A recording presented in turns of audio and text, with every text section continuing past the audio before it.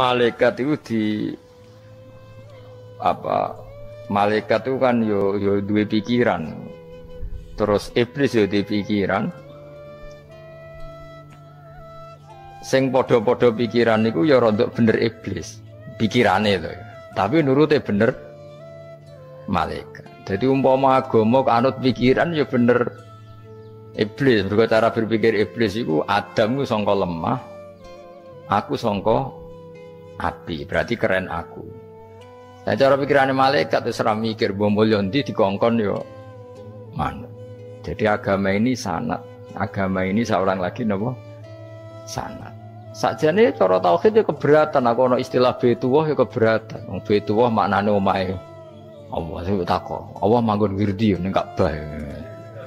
Jadi kita harus ngikuti ulama. Dikatakan Baitullah itu nama penghormatan. Sesuatu itu mulia, maka disebut Baitullah. Bukan berarti Allah nempat di situ. Maka Allah tidak butuh napa? Tempat. Jadi itu kan jelimet, Mang. Lagi-lagi yang tahu itu ulama. Masjid ya dikatakan Baitullah. Nah misalnya iki masjidnya pangeran, malah nambah mana nih lucu. Masjidnya pangeran, berarti iki tempat sujudnya pangeran. Nah, kacau kan? Tapi berhubung wong ra paham alhamdulillah namun iki masjidnya pangeran. Jajal makna nih bahasa Arab. Iki masjidnya pangeran, makna nih terjemah. Iki tempat kacau. Ini baru kayak bodoh ora roh nek iku kacau. Jadi kacau. Ya mulane anut ulama. Jadi darani Baitullah apa dikatakan daleme Allah maknane apa idhofatut tasyrif. Napa idhofatut tasyrif maknane omah sing mulia sampai diistilahno daleme Allah. Kalau dalam ngaji-ngaji ulama itu agama ini dari awal unik. Allah melarang sujud kepada batu. Tapi kita sholat itu madhep Ka'bah. Kemudian juga ada batu.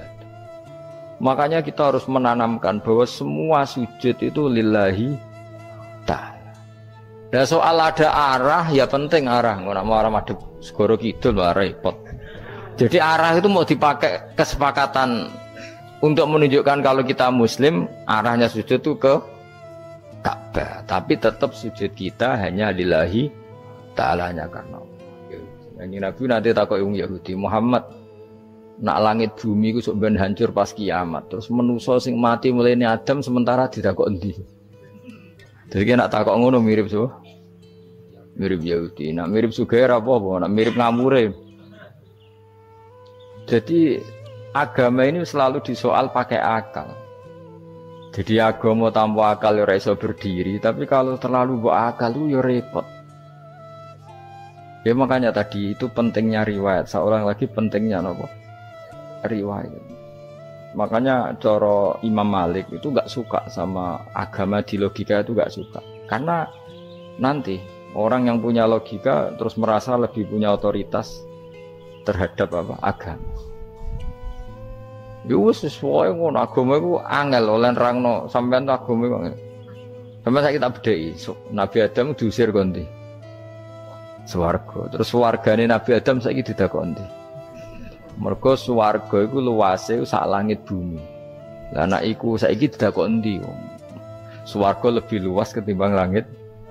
Kan enggak mungkin sesuatu yang luas diletakkan di yang sempit. So, akhirnya Mu'tazilah gak percaya anane swarga zaman Nabi Adam.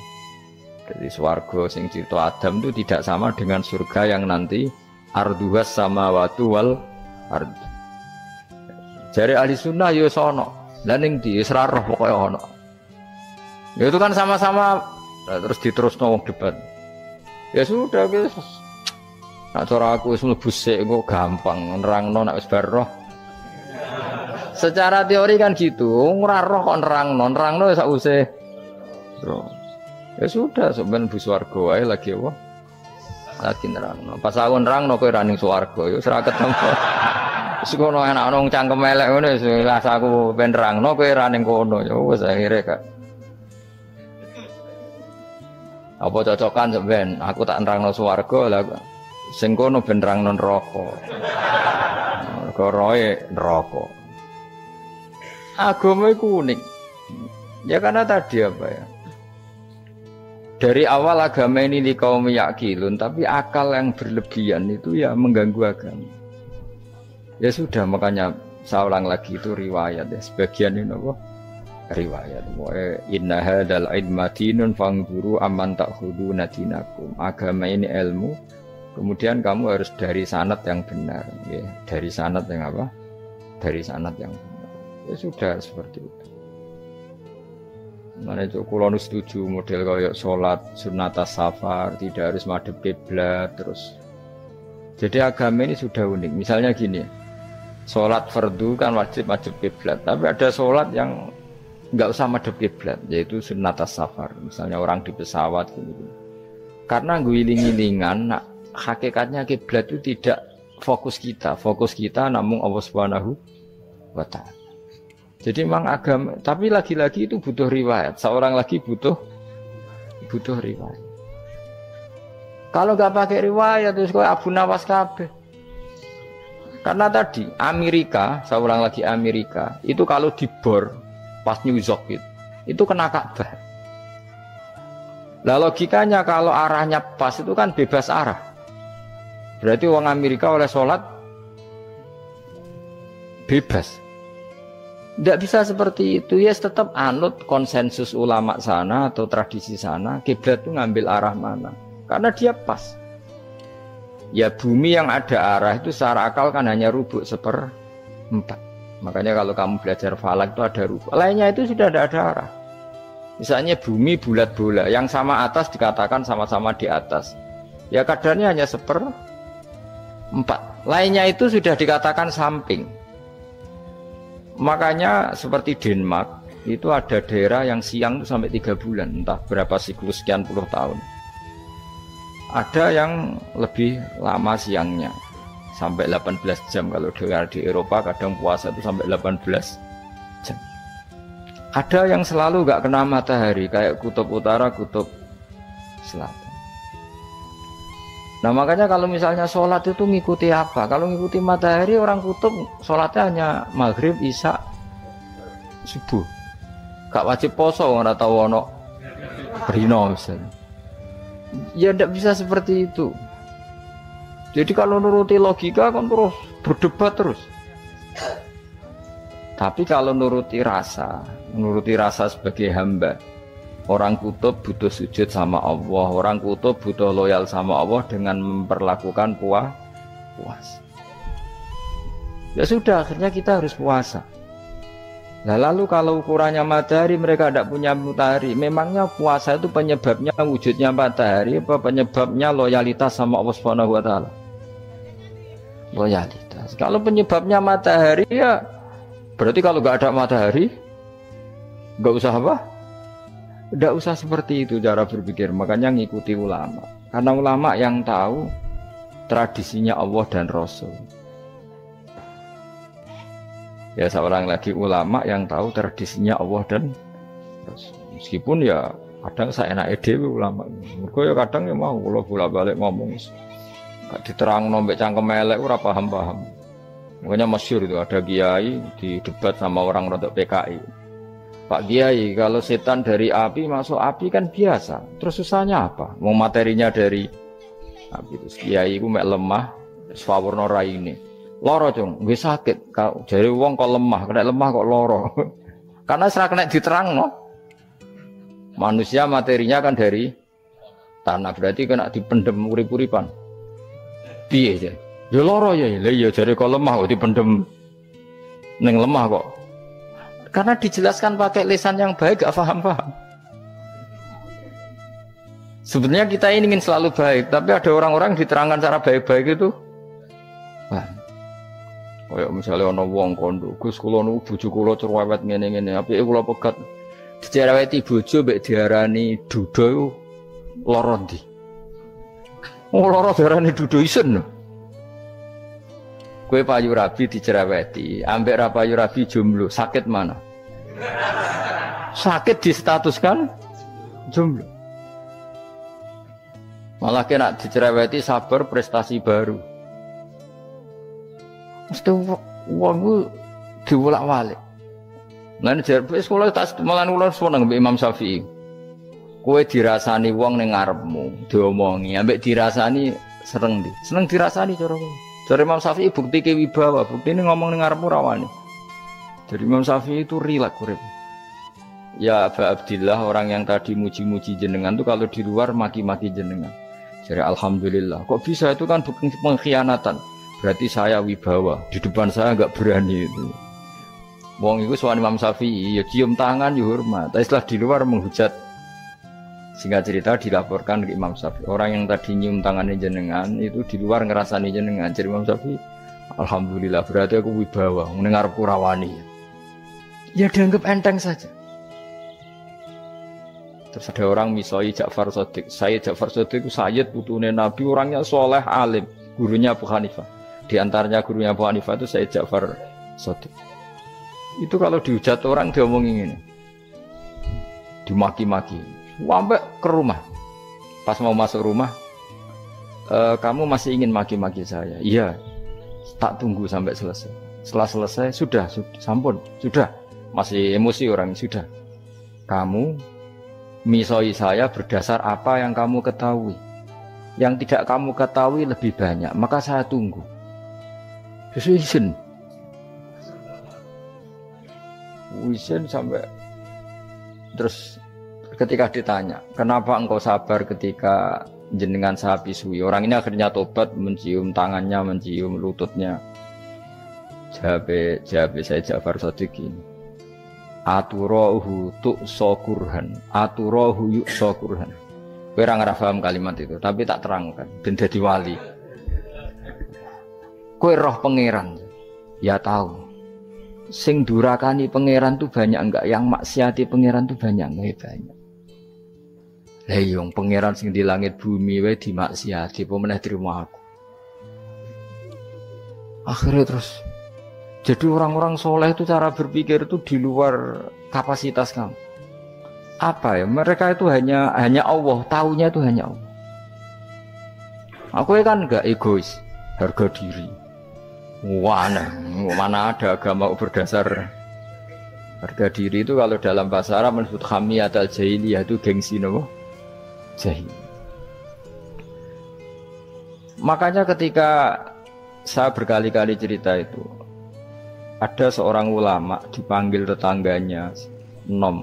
Setelah sampai situ, sudah kembali, saya tidak butuh kamu.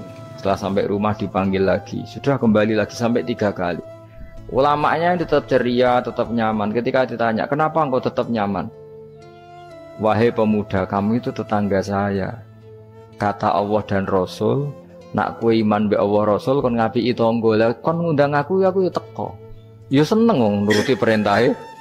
Ketika kamu nyuruh saya kembali, ya saya kembali. Memang itu keinginan kamu. Kue tanggaku, aku kon nurut be tangga. Aku ora urusane mbek kowe. Aku mau nyaman mbek perintahnya. Nangis pemuda tadi itu tobat. Kalau kamu kan warga diri, orang kok dipimpong. Nes gak bakat wali blas. Jadi orang dulu itu nyaman. Karena yes pikirannya namung Allah Subhanahu wa ta'ala. Umar bin Abdul Aziz itu termasuk khalifah paling soleh setelah periode sahabat. Itu mau kapundhut itu sewantai. Ketika keluarganya menangis, kenapa kamu menangisi saya? Ya karena engkau mau mati. Memangnya kalau mati mau kemana aja? Ila khairi madhubin ilaih, ke zat terbaik. Terus aku mbok kon urip awar kowe gak jelas iso ngrumat aku ta ora. Nah Allah malah jelas. Saiki apik ndi urip mbek wong ora jelas sampai sing jelas. Ya wis kapundhut. Kowe kan gak mati ku wedi. Dosane akeh. Lah mungkin nek urip terus ra dosa apa tengen. Gaya tok wis. Dosa kula cek kathah Gus kok mati terus. Ya malah apik mati biar dosa meneh. Biasa wae nek apik mati biasa karena potensinya kamu urip suwi ku dosane apa taat meneh. Enggak jawab. Potensine. Dosa meneh apa taat meneh? Apa ya dosa ya taat. Terus pas mati, pas taat atau pas dosa? Ya ora usah ngono biasa ya. Sampai mati ae matur pangeran Gusti nak saene mati nggih. Mati mawon nak saene urip nggih. Urip mawon Gusti semua anut jenengan wis. Zaman kula urip sing ngrumat nggih jenengan mungkin sampean mati sing ngelola nggih napa? Jenengan pun donya sing ngurusi jenengan. Kan sebenarnya kalau kita berpikir gitu kan nyaman. Zaman kamu hidup yang mengendalikan jantung, paru-paru, oksigen juga Allah. Dan kamu nggak tahu caranya, tahu-tahu hidup. Tapi setelah mati dikubur kamu iskal. Lalu sistem pernafasan saya gimana setelah saya mati? Memangnya zaman yang dunia kowe roh. Oh karena ada oksigen. Nah, terus oksigen wujudnya karena apa kowe ya ora roh. Oksigen dari zat gini lah zat iku kok sapa ya ora roh. Mau gaya tok ngomong mau tetep akhirnya ora roh. Lan kadang kula gawok mbek wong goblok wis ora roh kabeh dari awal mau alam semoga iku gak usah nerang. Nah, artinya gini, kalau zaman di dunia kamu tidak bisa mengelola diri kamu sendiri, juga sama setelah mati tidak bisa mengelola diri kamu sendiri. Semua itu al-amru biyadil, semua itu dalam kekuasaan Allah Subhanahu wa ta'ala. Ya sudah, alaihi tawakkaltu wa ilaihi unib. Ya sudah, kita pasrah saja dan kita hanya kembali kepada Allah Subhanahu wa ta'ala. Ya sudah, itu agama. Tapi nak bawa logika pakai akal. Wah, itu orang mati itu sudah nggak bisa apa-apa, sudah jadi tanah gini-gini. Nah, masalah catekar ya ngerti, nah, jadi tanah itu tidak bisa apa-apa. Tapi masalahnya kita ini dikendalikan oleh zat yang bisa mengelola semua. Yaitu Nabi Adam diciptakan juga dari tanah. Ya sudah, hanya berdasar riwayat itu yang kita akhirnya meyakini setelah kita mati juga bisa hidup lagi. Iki rasa khawatir, iblis itu ya dhaif, iblis ya lemah. Nyatane ya kowe tetep ngaji jalalan. Berarti ora sukses menyesatkan. Kodang di kowe iblis. Ya kodang sampean, kon ra ngaji tetep ngaji. Kon paham tetep ora paham. Berarti iblis itu enggak keren loh. Betul, saya setiap melihat orang sholat itu menyaksikan kekalahan apa? Iblis. Jadi iblis itu ya kalah ora kok hebat ya ora. Biasa mawon ora usah mbok sing hebat ya namung pangeran. Dari awal iblis wis menyerah ngadepi orang sing ikhlas. Ikhlas itu dimulai dari awal. Cara bahasa Inggris pokoknya hilir sampai hulu sampai hilir itu kudu ikhlas kabeh. Misalnya kita duit yakin nek iku wae Allah. Sehingga kita ketika ngasihkan orang itu kamu enggak merasa itu milik kamu. Sehingga enggak gampang ngundat. Selagi itu kamu benar keduanya awalnya salah itu masih mungkin tidak ikhlas. Uang ini milik saya, tak kasihkan kamu dengan ikhlas. Kalimat milik saya ini menjadikan suatu saat kamu jadi undat-undat karena milik saya. Tapi kalau ikhlasnya dari depan, uang ini milik Allah, ilmunya bahak milik Allah. Terus tak kasihkan kamu juga hambanya. Dari awal kan merasa saya tidak punya apa-apa. Tapi selagi saya ikhlasnya hanya separuh. Ilmu saya tak kasihkan kamu karena Allah, berarti masih potensi enggak ikhlas ya. Jadi kalau ngelatih ikhlas itu harus dua-duanya. Kamu punya uang milik Allah, punya ilmu milik Allah, punya jabatan milik Allah, kemudian kamu kasihkan sesuai perintah Allah, itu lebih mudah ikhlas karena la haula wala quwata illa billah. Selagi masih separuh saja salah, itu potensi berikutnya juga ikut salah. Misalnya aku ngurmat yatim kok ikhlas, duitku tak kena. Kata duitku itu menjadikan suatu saat. Dulu tak rumat loh, saiki jebule lali aku.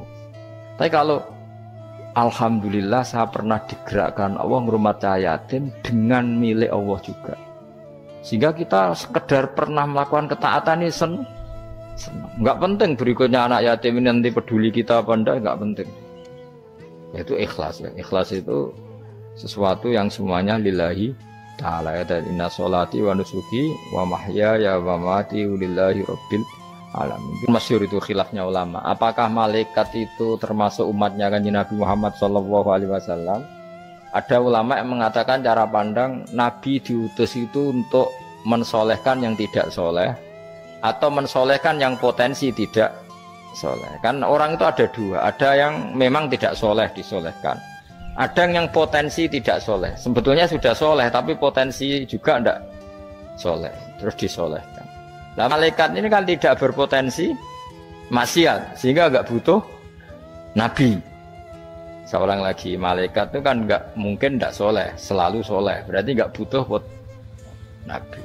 Itu cara pikiran Imam Suyuti. Sehingga dia mengatakan Quran itu memperingatkan semuanya kecuali malaikat. Karena malaikat tanpa diperingatkan sudah soleh.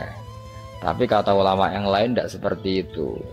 Malaikat tetap senang sebagai umatnya Rasulullah Shallallahu Alaihi Wasallam karena butuh status tasyrif. Tasyrif itu keren. Nanti takut itu melok kelompok isopo, melok kelompok Kanjeng Nabi Muhammad Shallallahu Alaihi Wasallam. Sehingga kalau nanti ditanya Allah, mimman anta misalnya, min ummati habibika Muhammad, itu keren. Kayak termasuk umatnya kekasihmu Nabi Muhammad Shallallahu Alaihi Wasallam. Lalu kamu ngikuti apa? Yo min ahsani kitabik, mengikuti kitab terbaikmu ya Allah. Sehingga mereka ikut umatnya Nabi bukan karena disolehkan, tapi karena tasrif, satu kehormatan. Itu yang diikuti ulama.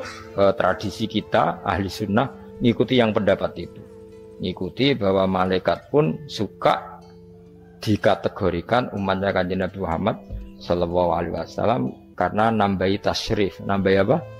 Tasrif. Masyhur itu Imam Suyuti dalam hal ini kita ngikuti ulama mayoritas, bukan ngikuti yang ini. Masyhur kan Jibril ditanya, kan itu ketika Jibril ketemu Nabi Muhammad ditanya, untungnya apa kamu jadi safir? Safir itu kira-kira terjemahan bebasnya panitia saya. Jibril itu kan ya jauh dari langit turun bumi, dari langit itu kan jauh. Terus kamu untungnya apa? Karena Jibril itu tahu betul peristiwa yang pernah dilakukan Allah. Yaitu kayak apa malaikat yang di langit bisa diusir karena kesalahan tertentu. Malaikat yang sok suci kayak siapa itu Harut Marut juga dihinakan seperti itu. Dan Jibril tahu betul Allah itu yaf'alu ma yasha. Jadi yang sekarang malaikat bisa saja jadi pokoknya tahu betul Allah bisa melakukan apa saja. Karena Jibril tahu betul Allah, karena dia ketua malaikat. Kan kita tahu misalnya ada sejarah siapa? Harut Marut, dari malaikat menjadi hina seperti itu. Jibril akhirnya tanya, ya sudah, Jibril punya apa, terus ditanya Nabi, kamu untungnya apa setelah jadi safir saya, jadi panitia yang ngurusi wahyu. Terus kata malaikat Jibril, saya tidak pernah merasa aman, apakah saya selalu dalam posisi ini, posisi terhormat, kecuali setelah menjadi safir, menjadi pelayan kamu ketika aku distatuskan oleh Allah apa itu innahu laqaulu rasulin karim dzi quwwatin inda dzil arsy makin muta'in tamma amin. Terus ganti fa amin tu ba'du, baru setelah itu saya merasa aman bahwa posisi saya aman karena Quran itu abadi ila yaumil qiyamah ila mala mi'adalah, semuanya Quran itu abadi dan di Quran itu saya distatuskan muta'in sama amin. Berarti saya merasa aman, tidak akan dirubah kestatusan saya malaikat semenjak saya jadi safirmu. Intinya Jibril juga mendapat kehormatan karena ngitmai Quran. Paham ya? Makanya kita di sini mengatakan ini pendapat Imam Suyuti, tapi hampir semua ulama berpendapat apa? Malaikat pun ikut mendapat berkahnya Kanjeng Nabi Muhammad Shallallahu Alaihi Wasallam. Jenenge apa? Berkah tasrif, apa berkah apa? Tasrif. Jadi punya status kehormatan. Nah, yang dikatakan Imam Suyuti itu murni logika. Murni logika tadi, yang namanya Quran itu memberi peringatan supaya enggak soleh menjadi soleh, dan malaikat tidak butuh itu karena sudah selalu soleh ya. Jadi itu logika saja, tapi kita berkeyakinan malaikat pun butuh, tapi untuk kehormatan.